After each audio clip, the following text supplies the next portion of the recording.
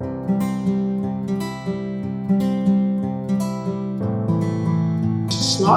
is a 19-year-old British barn owl. SLY came to me as a 1-year-old. He'd been bred in captivity, a bird that was unwanted. Unfortunately, he'd just been kept in an aviary, hadn't done anything. Although he was hand-reared, so he would be really good for flying, and basically I've trained and flown him ever since. And he's been flying for the last 17, 18 years. This guy eats a variety of foods in the wild, ranging from little voles, mice, shrews, but even the occasional frog and even fledgling bird. But it's a specialist of the field vole, which is a little mammal that lives in long grass on the edges of hedges and in big fields. And this guy likes to hunt those. So a normal day for SLY starts at about 8:15 in the morning, where he's picked up from his aviary, brought up to the falconry shed, he's weighed to see what his body weight is compared with yesterday.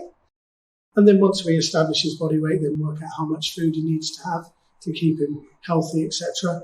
And so his food then is weighed. That's given to him during his flying sessions, which might be once a day, might be more, depending on what we've got in. It might be just flying with the staff, or if we've got school in this time of year, he'll fly to all the school children, and he does displays during the summer as well.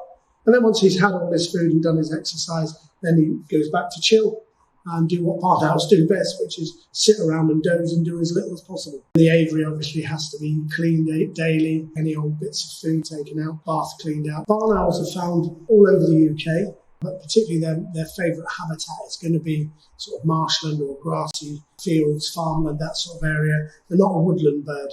These guys are designed to fly really slow and low over grassland, listening for the small mammals they feed on. Barn owls are mainly using their ears for hunting. They've got brilliant eyesight, but their hearing is absolutely phenomenal.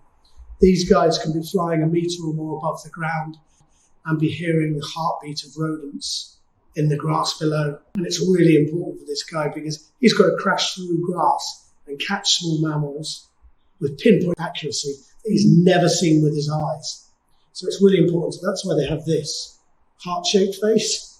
It's called a facial disc, and it's all about funneling sound into his ears, which are there, and they're asymmetrical. One ear's lower down the head than the other, and that aids with pinpointing the exact location of sound. So sound is vital, and that's one of the reasons why they have that amazing silent flight. Barn owls need grassland full with a rich biodiversity so that there's plenty of food there for them. And unfortunately, we're not finding as much of that as they need in Britain, and their numbers have declined over the last 100 years or so. So the main thing people can do to help barn owls, obviously very dependent on your means and where you live and if you have land. If you're a landowner, it's about being very careful of the use of rodenticides to get rid of rats and mice. But it's also about trying to make sure you've got nice, rough grassland, some nice long grass areas where the barn owls can hunt. If all the fields are mowed really low, tight to the hedges, then that's going to give very limited feeding areas. Also nest boxes in old barns. You can put nest boxes up on trees, but they need to be in the right sort of area, looking over open fields. And there's really good information on the internet from people like the Barn Owl Trust on how to position nest boxes. And that's really, really helpful for barn owls.